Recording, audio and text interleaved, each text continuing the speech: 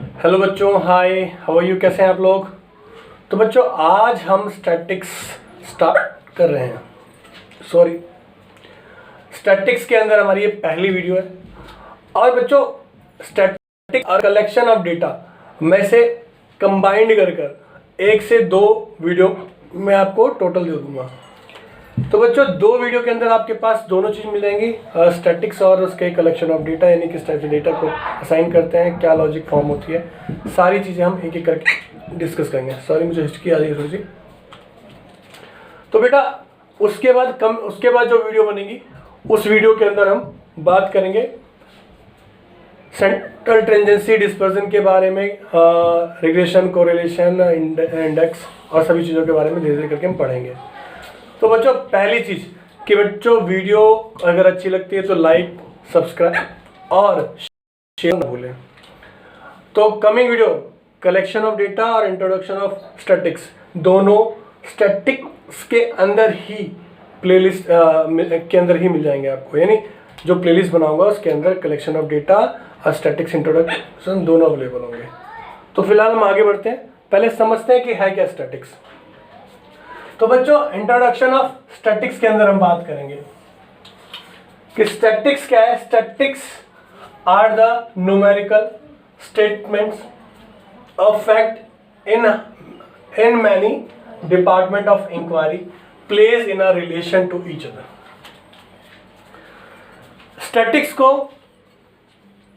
Statics को हम science of counting भी बच्चों कहते हैं। इसकी जो कैरेक्टरिस्टिक्स है वो क्या क्या है। एक तो आप कह सकते हो systematic representation, this is a very very important characteristic of the statics. ठीक है बच्चों, 1 मिनट।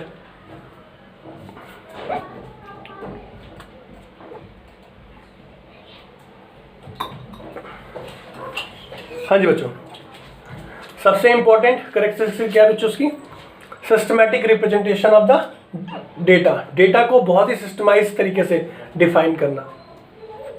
और इसके अंदर क्या है बच्चों, जो फैक्ट होते हैं वो फैक्ट इस तरीके से डिजाइन किए जाते हैं कि उन्हें कैलकुलेट करने में या मेजर करने में हमें बड़ी ही आसानी हो, यानी easily we can just do anything with the datas right now. मैं कुछ एग्जांपल, कुछ फैक्ट लगा के चलता हूँ कि आया क्यों, इसकी नीड कहाँ है, कैसे आया है, क्या इसका नेचर है, क्यों हम पढ़ रहे हैं इसको, ये सारी चीज़ें। खासकर जो ये सिलेबस है, बीकॉम का सिलेबस है, आपको पता है सीए के अंदर भी ये पढ़ा जाता है बच्चों। सॉरी मुझे थोड़ा सा हिचकियाँ आ रही हैं, उसके लिए मैं सॉरी बोला हूँ पहले ही, बट ये कंटिन्यू चल रही है 2-3 घंटे से, तो फिलहाल तो वीडियो बनानी थी इसलिए कंटिन्यू कर रहा हूँ बच्चों। तो आया कहाँ से, क्या लॉजिक है, क्यों इसकी नीड है। मैं एक एग्जाम्पल लेता हूँ। एक फर्म है, ये मेरी फर्म है, मैंने फर्म स्टार्ट करी। इस फर्म में 200 वर्कर काम कर रहे हैं बच्चों। ठीक है, इसमें इनको मैनेज करने के लिए इस पे 20 एडमिनिस्ट्रेशन डिपार्टमेंट यानी पर्सन काम कर रहे हैं, और इनको सुपरवाइज कर रहा है कोई मैनेजर। कौन सुपरवाइज कर रहा है, मैनेजर सुपरवाइज कर रहा है। अब मैनेजर की बात करते हैं, मैनेजर क्या काम करे। जैसे अगर हम बात करें सिंपल, तो एक मैनेजमेंट क्या करता है, इन जो एडमिन के ऊपर है काम करे, इन सभी को मैनेज करेगा कि किस तरह से काम चल रहा है, क्या काम करवा रहे हो, और ये सारे के सारे इन वर्करों पे काम करवाने का तरीका बताएंगे, पैटर्न बताएंगे, कैसे प्रोडक्शन करना है, क्या चीज़ें, सारी चीज़ बताएंगे। ठीक है, अब मान लो ये मैनेजमेंट है, ये मैनेजमेंट के पास कोई नॉलेज नहीं है, उसे नहीं पता उसके डेटा कैसे हैं क्या नहीं है। मेरे पास अगर सिंपल सी बात है, मैंने क्या किया, एक कंपनी में एक बंदा काम कर रहा था, और वो जब बंदा मैनेजिंग पोस्ट पे था और काम कर रहा था, तो 1000 करोड़ का टर्नओवर हो रहा था, 1000 करोड़ का टर्नओवर हो रहा था। मैंने एक नया पर्सन उसकी जगह अपॉइंट किया, तो मेरी एक्सपेक्टेशन उससे क्या होगी, 1000 करोड़ से ज़्यादा। यानी अगर दूसरा बंदा 1000 करोड़ से ऊपर, यानी 1010, 1020 करोड़ मुझे दिलाता है, 120 करोड़ दिलाता है, तो मैं सेटिस्फाई होऊंगा। मगर अगर उससे कम दिलाएगा तो मुझे वो बंदा सूट नहीं करेगा और उससे मैं निकाल दूंगा। उसके जगह दूसरा बंदा बुलाऊंगा। तो बच्चों समझने वाली बात यह है कि एक स्किल यानी इस मैनेजर के पास सारी एबिलिटी होनी चाहिए, डेटा का सारा नॉलेज होना चाहिए कि किस तरह से डेटा काम कर रहे हैं, क्या उसका पैटर्न है, क्या लॉजिक्स है। देखो बच्चों कोई पोस्ट हमें ऐसी नहीं मिलती, हमें पोस्ट के साथ उसकी रिस्पॉन्सिबिलिटी मिलती है। एक्चुअली हम उस रिस्पॉन्सिबिलिटी को होल्ड करने लायक है या नहीं है। जनरली अगर मैं बात करूं कि यहाँ मैनेजर की पोस्ट पे बंदे को रखा, इस बंदे को टूल ही नहीं पता कौन कौन से टूल है, कैसे मैनेज किया था, क्या रूल्स है, किस तरह से क्या होगा, कैसे रिलेशंस बनेंगे, किस तरह से मोटिवेशन देना है, किस तरह से वर्क का काम कराना है। एक अनस्किल बंदे को बनाओ तो कंपनी का बेड़ा गर्क कर देगा, पर एक स्किल बंदे को बनाऊंगा तो क्या करेगा, वो आते ही चार्ज लेते ही पहले क्या करेगा, बोलेगा डेटा ले आओ, सारे डेटा ले आएगा, डेटा को समझेगा पाई चार्ट के थ्रू,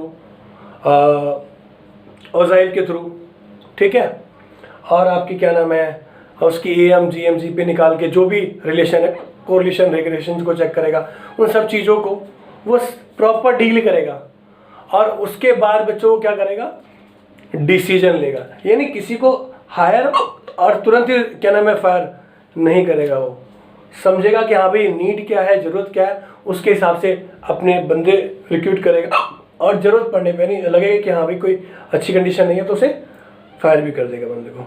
पर ऐसे ही नहीं हवा में डिसीजन लेगा, हमें डिसीजन की पावर मिलती है। मतलब हम स्टैटिस्टिक्स के अंदर डेटा पे इस तरह से काम करते हैं, इस तरीके से काम करते हैं, उनके फैक्टर के रिलेशन को इस तरह से समझते हैं कि हमें डिसीजन लेने में हेल्प मिले। मतलब अगर मैं स्टैटिस्टिक्स की बात करूं तो it is very helpful to be understand the concept of decision.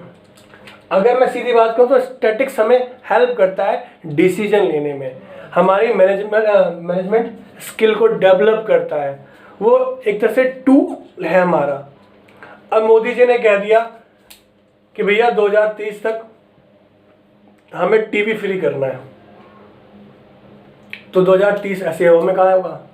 उन्होंने कहा 2022 तक हर बंदे के पास अपना घर होगा, 2025 तक या 26 तक सभी के घर में पानी की सारी फैसिलिटीज़ होंगी, यानी 30 तक सबके घर में होगा। तो बच्चों ये सारी बात कैसे कही जा रही है, हवा में नहीं कही जा रही है, इन सब चीज़ों के पीछे काम का क्या है, फैक्ट कर रहे हैं। और फैक्ट कहाँ से मिल रहे हैं, वो सारे फैक्ट मिल रहे हैं स्टैटिक्स। और स्टैटिक्स क्या है, डेटा का ऐसा कलेक्शन जो सिस्टमाइज है, एक सिस्टमैटिक मैनर होल्ड करता है, और वो मैनर इस तरह से डिज़ाइन या इस तरह से डिस्क्राइब किया जाता है जिससे कि वो हेल्पफुल हो हमें बाकी चीज़ों को समझने में और करने में। बच्चों ये सारी चीज़ें, ये सारा का सारा कॉन्सेप्ट, ये सारी चीज़ें हम ना किस में पढ़ेंगे, स्टैट्स के अंदर पढ़ेंगे। किस तरह से मैनेज किया जाता है, क्या लॉजिक है और कैसे आ रहा है। हमारे पास एक समस्या आती है वर्ड प्रॉब्लम। हमने बोला भाई हमारी कंपनी चल रही है, ठीक है, हमें अपना टर्नओवर बढ़ाना है, तो टर्नओवर बढ़ाना है तो कैसे बढ़ाएंगे। पहले तो हम क्या करेंगे,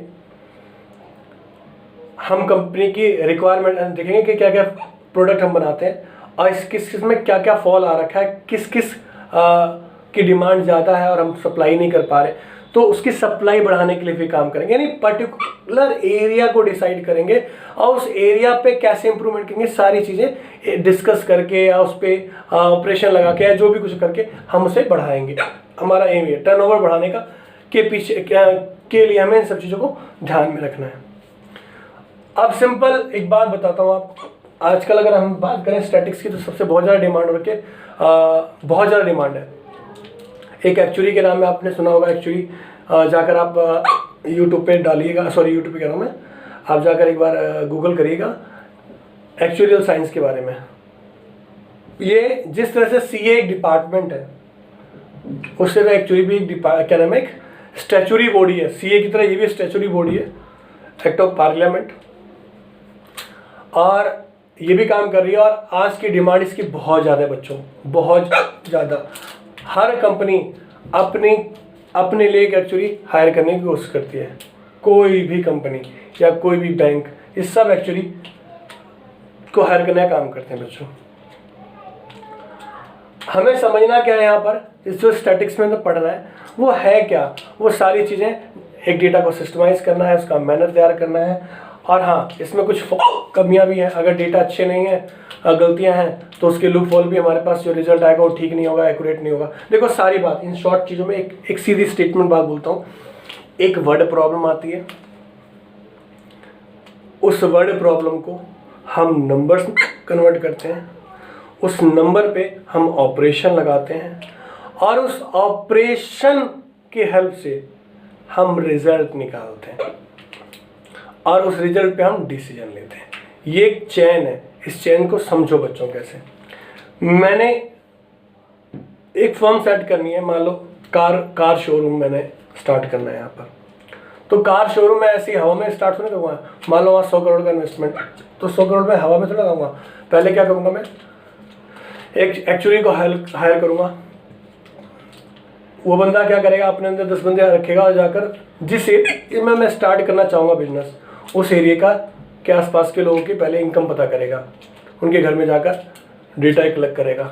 डेटा में क्या पता चलेगा भाई कितने लोग कितना क्या क्या कमाते हैं, किसका है, उस हिसाब से पर हेड यानी पर फैमिली कितनी कितनी इनकम है। मान लो उसने एरिया की जो इनकम वगैरह निकलवाई आसपास की, वो आ गई 50,000 या 40,000 या 60,000 आ गई, तो बोलेगा भाई यहाँ पर तो चल ही नहीं सकता हमारी कार का शोरूम। क्यों? क्योंकि लोग इनकम ही 40-50,000 के आसपास की है, तो वो कैसे सर्वाइव कर पाएंगे, वो तो सर्वाइव नहीं कर पाएंगे। फिर वो किसी दूसरे एरिया का निकालेगा, जिस एरिया मान लो कनाट प्लेस है, उसने वहाँ का निकाला, वहाँ पर सब इनकम लगभग 3 लाख 4 लाख पर हेड, यानी पर हेड या पर फैमिली मान के चलो है। फिर कहेगा भैया ये एरिया बढ़िया है हमारे कार शोरूम के लिए।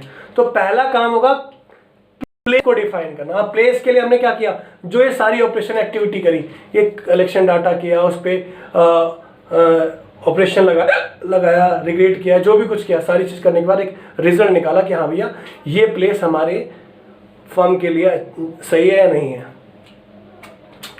अब क्या है, बिजनेसमैन फिर अड़ गया कि भैया ऐसा है कि मुझे तो यहीं स्टार्ट करना है।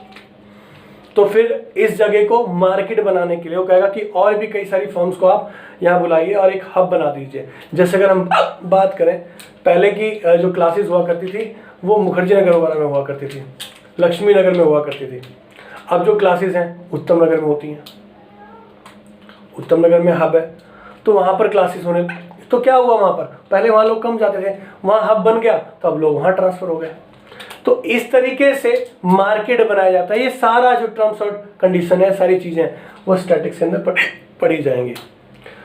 मैं सीधी और शॉर्टकट बातें बताऊंगा बच्चों। हमारे पास जो स्टैटिक्स है वो क्या ऐसे काम करिए, क्या लॉजिक है, उसको मैं एक सिंपल से ग्राफ से थ्रू, बच्चों थ्योरी मुझे मालूम है पेपर में बहुत ज़्यादा नहीं आती, थोड़ी सी आती है, मगर वो मैं जो इम्पोर्टेंट थ्योरी होगी उस पर मैं आगे काम करके बता दूंगा आपको क्या क्या पढ़ना है क्या क्या नहीं। मैं सीधा डेटा के ऊपर यानी क्या स्ट्रक्चर है उस स्ट्रक्चर को आज डिस्कस करता हूँ। बहुत ज़्यादा वीडियो नहीं वो करूँगा, हिस्ट्री की प्रॉब्लम हो रही है, तो नेक्स्ट वीडियो से आपको प्रॉपर फॉर्म में वीडियो मिलेगी। तो हम आज पढ़ेंगे, पहले समझते हैं कि स्टैटिक्स के अंदर काम क्या हो रहा है, स्टैटिक्स कर कैसे काम रहा है। स्टैटिक्स या स्टैट्स की बात करते हैं बच्चों। स्टैटिक्स के अंदर हम बात करेंगे डाटा के बारे में, हम यहाँ डेटास के बारे में बात करेंगे। स्टैट हमें डेटा देता है, एक इंफॉर्मेशन देता है, उस इंफॉर्मेशन का हम इस्तेमाल कैसे करते हैं और इंफॉर्मेशन में है क्या क्या। जो डेटा देते हैं दो टाइप के होते हैं बच्चों, एक होता है क्वांटिटेटिव और एक होता है क्वालिटेटिव। ये आपके सिलेबस में नहीं है। इसके अंदर क्या क्या आता है, जैसे गुडविल बोल दिया, एक नेस्ले की छोटी सी चॉकलेट है और वहीं पे कोई दूसरी कंपनी, ये मंच हो गया, क्रंच हो गया, ये सब छोटी छोटी कंपनी जो भी है, इससे छोटी जो है, उसमें आपके पास देखो यहाँ 10 ग्राम की या 20 ग्राम की, यहाँ 10-20 ग्राम की होती है 50 रुपये में, 10 ग्राम की मान लो 50 रुपये में, तो वहाँ 20 ग्राम की 30 रुपये में होगी। तो वो जो 20 रुपये या 20 रुपये भी फालतू ले रहा है और इससे प्रोडक्ट भी ज़्यादा कम कर रहा है, वो है क्या, वो गुडविल अमाउंट होता है। वो क्या होता है? गुडविल अमाउंट होता है। ये सारी चीज़ें क्वांटिटी में, क्वालिटी के ऊपर डिपेंड करता है, उसके हिसाब से उसके प्रोडक्शन और सारी चीज़ों में डिफरेंस। ये हमें नहीं पढ़ना, हमें क्वांटिटी पढ़ना है। अब क्वांटिटी में हम बात करते हैं 2 टाइप की फॉर्म के बारे में। जो पहली फॉर्म है उसे हम बोलते हैं अनग्रुप फॉर्म, अनग्रुप। दूसरे को बोलते हैं ग्रुप। अनग्रुप का एक और नाम है बच्चों, अनग्रुप का नाम है इंडिविजुअल। क्या नाम है? इंडिविजुअल।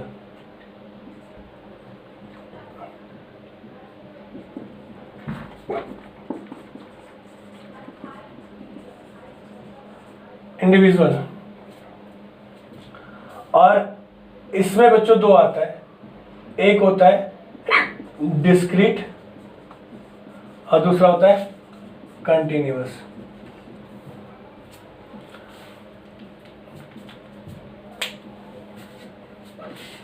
ये क्या होता है इसमें? कंटिन्यूअस।